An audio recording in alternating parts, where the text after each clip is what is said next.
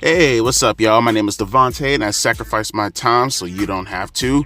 And I'm not gonna say the guy's name because I don't think he meant any harm talking about this, but I want to use him as an example because I feel like there's a huge misconception going around nowadays about Will Ospreay and MJF being draws in AEW. Now, according to the gentleman, which again, I'm not picking on you, dude. I'm never gonna say your name. Honestly, I'm not fucking with you at all as far as making you feel bad or saying anything, out of line. I'm just using you as an example because you did bring it up. This gentleman mentioned that apparently Jim Cornette and Brian Last, they went down the hour by hour ratings when talking about Will Ospreay and MJF, and I'm trying to figure out where did they get their numbers from. Now, I'm gonna reference WrestleNomics in order to, paint out the picture for you guys, because apparently, I don't know, maybe we got different numbers or something. I did not see the Jim Cornette and Brian Last video, but according to this gentleman, they were saying that MJF and Will Ospreay have been doing great numbers. Now, I do want to preface this with, almost every week that they've come out so far, they've been the opener. So one would think theoretically, well, they're opening. They're getting the lead in from the Big Bang Theory. Anybody in that spot is going to get a pretty nice opening, right? What matters is whether or not you can sustain that number going throughout, at least the next couple of minutes or so, right? And apparently, according to some people, MJF and Will Ospreay are draws based off of that alone. No, but they're not, though. They're not. They are absolutely not. So here, I'll leave a link down in the description box if you want to follow along. What I recommend doing is going to the menu section, going to TV ratings, and then scrolling all the way down. You're going to see a couple of posts, right? It's going to be a little bar underneath it that says load more. Hit that and then scroll all the way down. You might have to do it twice to get a little bit more updated, right? So I'm going to go to the July 10th episode. Is it July 10th? I believe it's July 10th episode, because I think July 3rd was when MJF turned heel for the first time and beat the shit out of Daniel Garcia. Great episode of Dynamite, by the way. But I want to go to July 10th because this is when MJF and Will Ospreay's feud fully ignited, right? And from this point on right here, I'm not sure if they missed the 1 week. We're going to see right now. But for the most part, they've opened every single week since then, right?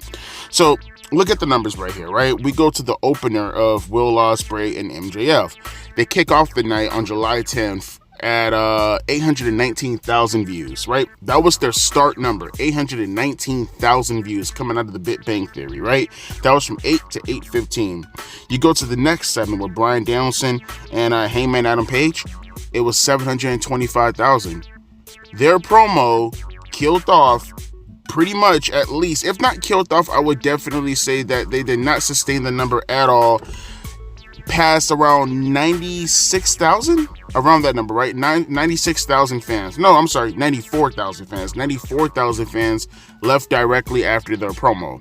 So I'm trying to understand right now when people say that they were sustaining the number for those past couple of minutes. They didn't sustain anything.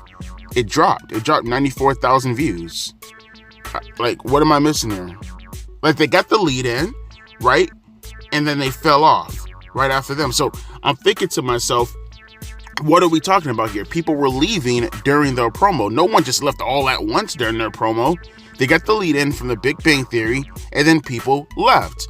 And people can't sit here and say something along the lines of, well, Devontae, how do you know no one left all at one time? Well, okay, I'll go back to the July 3rd episode when Will Ospreay was in the main event with Daniel Garcia, just to at least get context here, right? And their match, once you get to the main event portion, was 655,000 fans. So people had all that time to wait to see the main event, and once you got to the main event of Daniel Garcia and Will Ospreay, they dropped down 655,000. Then when you went to the overrun number, it was 647,000. So it's not as if people are looking at this and saying to themselves like, well, holy golly gee willikers, we're waiting, we're seething at the mouth to see Will Ospreay or MJF. They were both involved in the main event. So just to have a little bit of context as far as, well, no, it's not as if people just all dropped off at once. Looking at the context of the previous week, no one was looking forward to their match then. So why the hell would that be any different now, seeing their promo right here?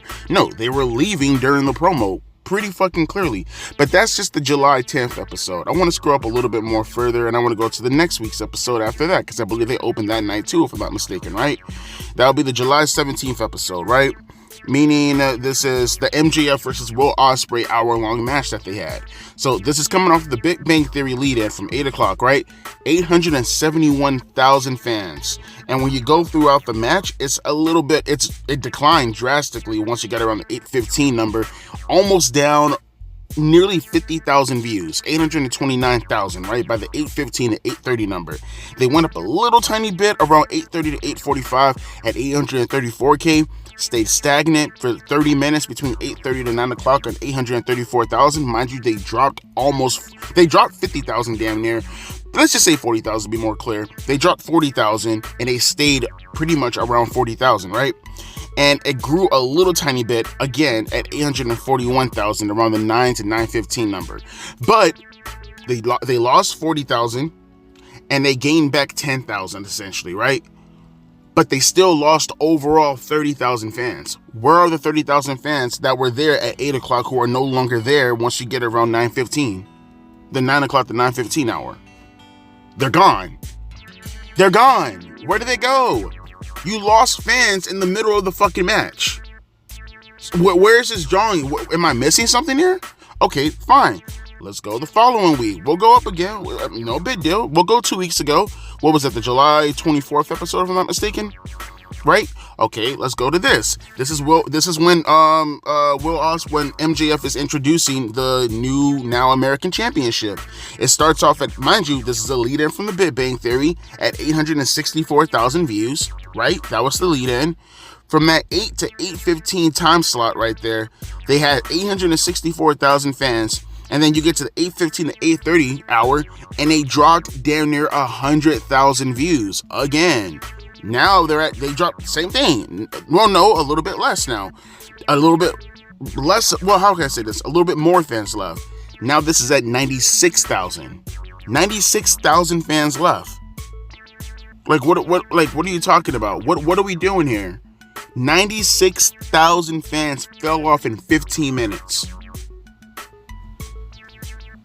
Like, am I missing something there?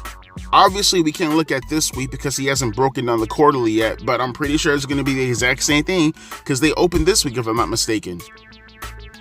Ladies and gentlemen, this is a bit of a misconception whenever you hear people talk about MJF being a draw. He's not a draw. Will Ospreay has never been a draw. Tony just signed him because he knows how to flip. MJF is not a draw. He's been one of the worst drawing champions in the company's history, not through any fault of his own necessarily. I mean, what can you do if the company sucks that hard? I mean, you can say the same thing about Will Ospreay also.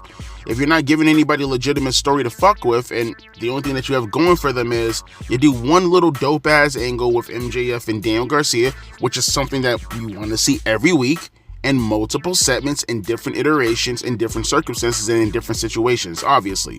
You don't want to do beatdown angles every week, but you do want angles every week. Instead, you do one good thing one week, the next week you have a fucking promo, the next week you do an hour-long match, the next week you do a promo, the next week you do a promo. What the fuck else are you expecting? The only people who are going to be glued into this shit are people who are already here, and most importantly, the people who are already within the AEW fan base. And they sit back and they say things like, well, Devontae, they're telling a story. I don't think my definition of story is the same as your definition of story. Just because they have a cohesive, let's make things perfectly clear, okay? There's a big difference between, I said this beforehand, there's a big difference between having an angle, a legitimate story, a plot device, if you will, something that you can sink your teeth into, follow throughout the night, linear storytelling. You have a reason to want to be engaged. They have a main idea, they have a goal, they have a main arc. That's completely different than just having a topic. I think people are misconstruing that. They're misconstruing angles, actual legitimate plot devices, for topics. The topic of MJF and Will Ospreay is, well, I want to see these two guys go at it because America. That's literally all I see right there. Like, Daniel Garcia, his stuff has nothing to do with what Will Ospreay is upset about right now. MJF is keeping that feud hot with him and Daniel Garcia. Props to him. But Daniel Garcia's feud with MJF has nothing to do with Will Ospreay's feud with MJF right now.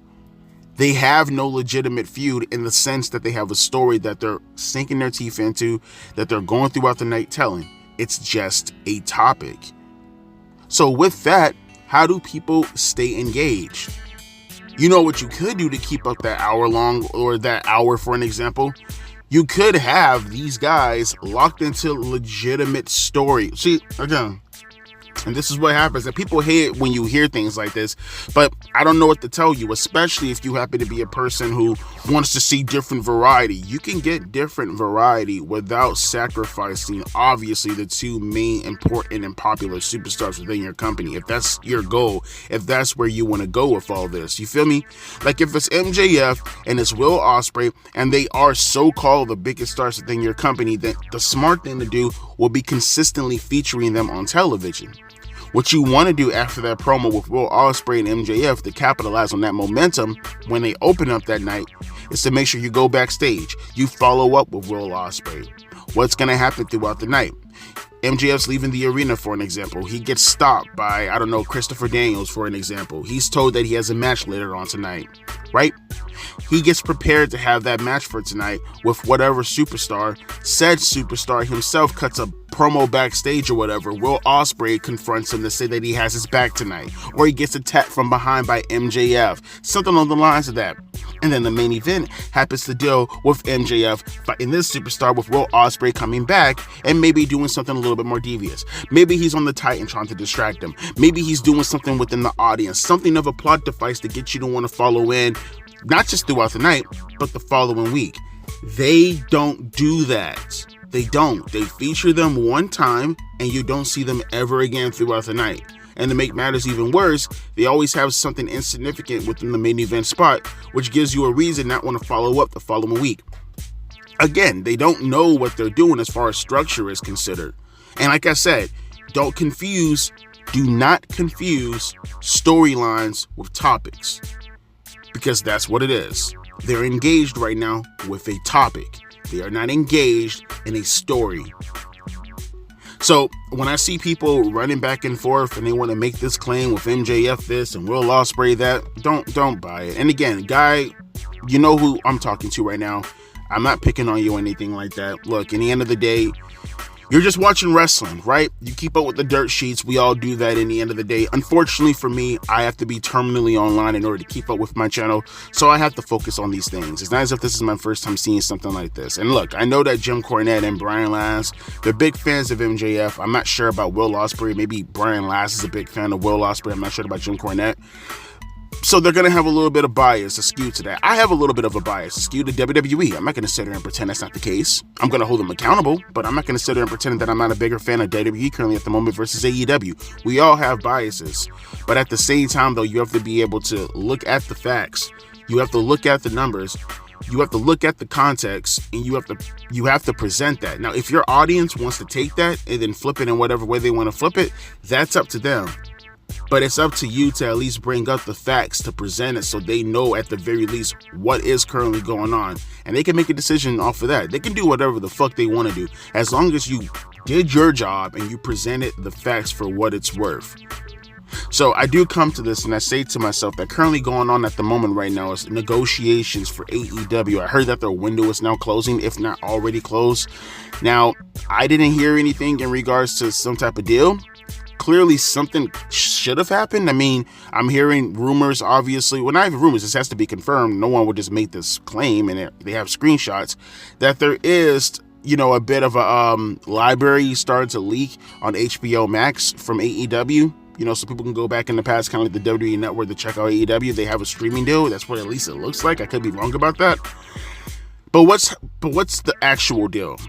What does the actual deal look like? I'm not saying that's a negative, but what I am noticing is that you're not talking about the actual deal. I know Tony Khan is not that fucking dumb to, for an example, wave the white flag as far as getting triple the money that he currently has already, and then saying to himself, I will take a downgrade. Let's say I'll take $40 million. I know he's not going to take that low. That's just fucking insane. But hypothetically, $40 million plus the library to be on HBO Max. I hope he's not that dumb to think that's an actual fucking deal. We just have to wait and see. But I do find it very peculiar that we haven't heard anything yet that window is now starting to close. All we get is just good positive vibes from Tony Khan. Okay, we'll see how that goes. I only correlated that with this because I just want to pan out the fact that MJF and Will Ospreay, they can only do so much as far as what they are capable of doing. It still does take away from the fact that Will Ospreay and MJF, if given the ball, maybe they can run with it. If given something to legitimately sink their teeth into, maybe they can legitimately do something with that. But seeing how the company is formatted within AEW to the degree that they can't even go out of their way to let you know whether or not they got a legitimate streaming contract at the moment, just tells you everything that you need to know. This is what happens when you over-obsess with just in-ring action. You put yourself into situations like this. And the AEW fanboys, they're not going to like it. They're not going to like hearing what they're hearing right now. People who are fans of MJF and Will Ospreay, they're not going to like what they're hearing right now. But this needs to be said. This attitude constantly circulating within the IWC of just ignoring the actual facts at hand because you like a superstar, it needs to stop. It needs to. If I can bury Chris Jericho every other week, and he's the reason why I'm even here talking to you guys, then you can do the same thing for people like MJF and Will Ospreay. They haven't. They really have not been doing anything for the company. If for anything else, matches like they have for their hour-long stuff, people left. I painted out the context for you for the July 3rd episode to let you know that it's not as if people were waiting around to watch them to begin with. I'm just pointing out the facts for you guys. Take it for what it is. Not trying to bury them. Hope they do good in the future. Just pointing out the facts that are currently happening at the moment. Because this narrative currently going on right now with Will Ospreay and MJF being bigger deals than Swerve Strickland, for an example. Nah, they're about the same. Maybe a little bit better. But mostly about the same. Neither one of them are setting the world on fire. Sorry. Them's the words, them's the facts. With that being said, though, as always, my name is Devontae, and just in case something else comes out later on tonight, this will probably be the only video that I'm going to be doing today. I have to work really late tonight. So, until then, I'll be catching you guys tomorrow for SummerSlam. A deuces and a pea ice.